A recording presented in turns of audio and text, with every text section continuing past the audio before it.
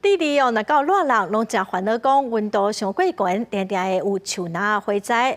伫地理的南部，就有人甲饲的山羊全部拢载去树林甲草食掉，用这款上自然的方法来做防火墙，避免讲着火时火炭了伤厉害。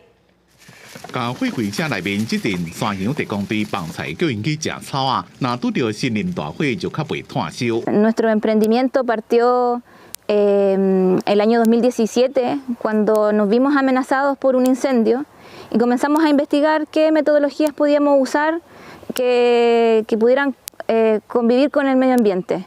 Y encontramos esta metodología que es la alternativa al uso de herbicidas, a la quema, a la poda y quema. 伫智利南部城市圣胡安娜当地人所做的这支山羊特工队。今年离家100多一座原始的森林公园，迄场大火是因为天气热搁大暑所引起，造成中南部有几落10个人死亡，几落千人受伤，未甲44万公顷的土地被烧掉，就是因甲规排树仔草食甲空空，变做一道防火墙，火才无搁炭烧到公园内。A través del pastoreo, las cabras van comiéndose